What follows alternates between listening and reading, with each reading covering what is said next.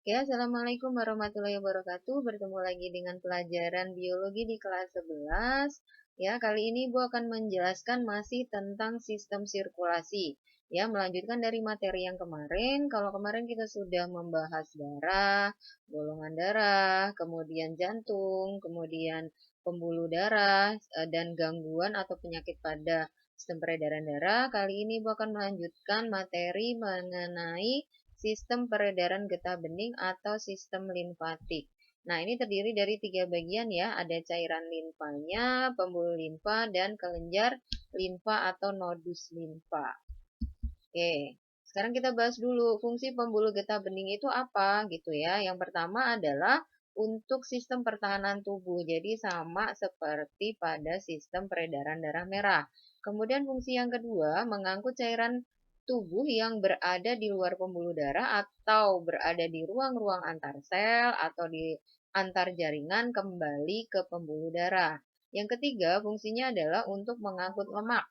Ya, jadi antara pengangkutan lemak dan pengangkutan zat makanan yang lain itu tidak bisa bersamaan karena zat makanan yang lain itu larut dalam air sementara lemak tidak larut dalam air, ya.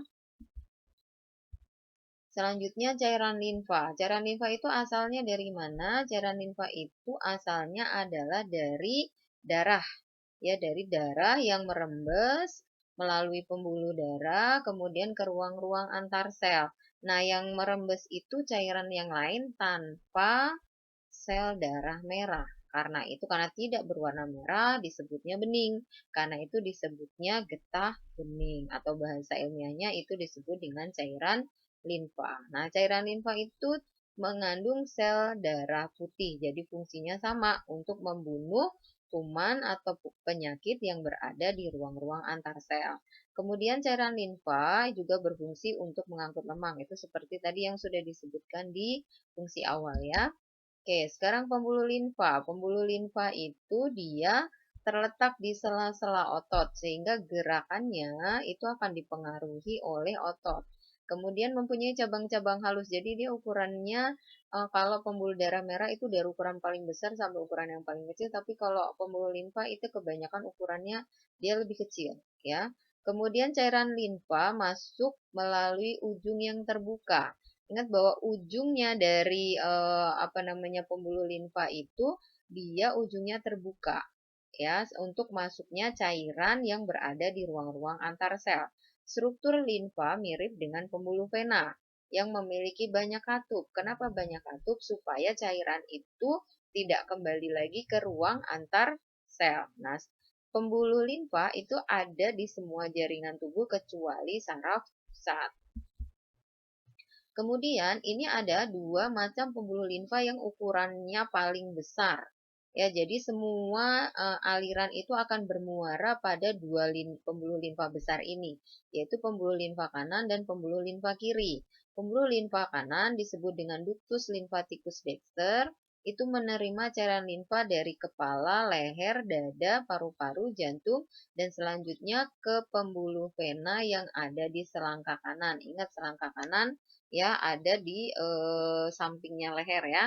Kemudian pembuluh limfa kiri atau disebut limfa dada disebut dengan ductus thoraxicus itu menerima cairan limfa dari pembuluh limfa bagian atas bawah, selanjutnya bermuara pada vena bawah selangkah kiri. Jadi ada di kamu bayangkan ada di pundak kanan, pundak kiri gitu deh ya.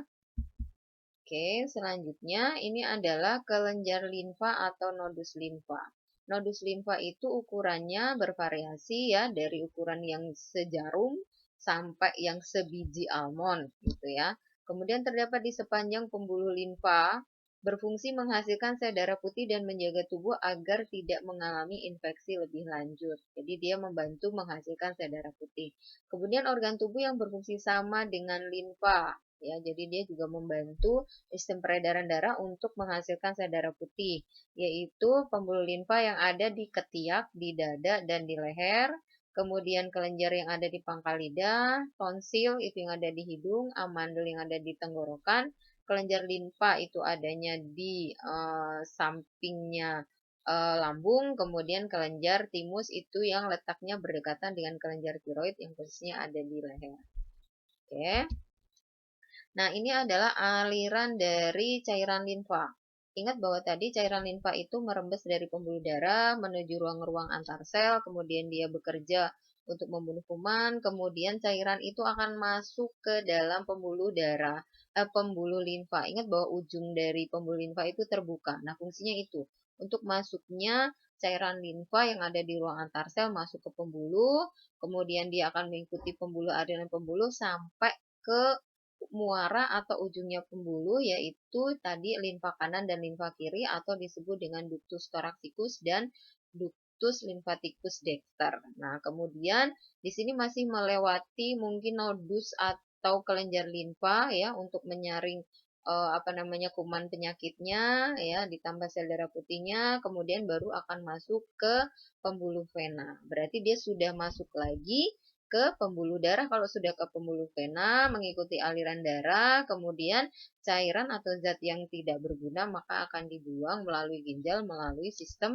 ekskresi. Nah, itu adalah arah aliran dari cairan limfa. Oke, sekarang kita bahas mengenai kelainan atau penyakit pada sistem limfatik. Yang pertama adalah limfoma. Limfoma itu kalau bahasa gampangnya itu benjolan atau bengkak yang terjadi pada kelenjar limfa. Ya, itu bisa terjadi pada sum tulang, limfa atau amandel atau mungkin juga pada tonsil yang ada di hidung. Nah, ada dua jenis yaitu limfa Hodgkin dan non Hodgkin.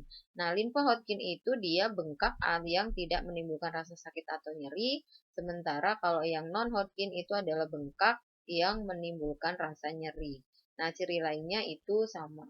Kemudian leukemia. Leukemia kita kemarin sudah bahas di sistem peredaran darah merah itu adalah kanker darah, yaitu kelebihan sel-sel darah putih. Cuman kalau di sini ada keterangannya leukemia limfoblastik akut, ada keterangan tambahan memproduksi sel darah merah yang belum sel darah putih yang belum matang dan akhirnya menjadi limfoblastik yang menyerang sel-sel yang sehat. Jadi dia menyerang sistem imun tubuh sendiri, gitu ya.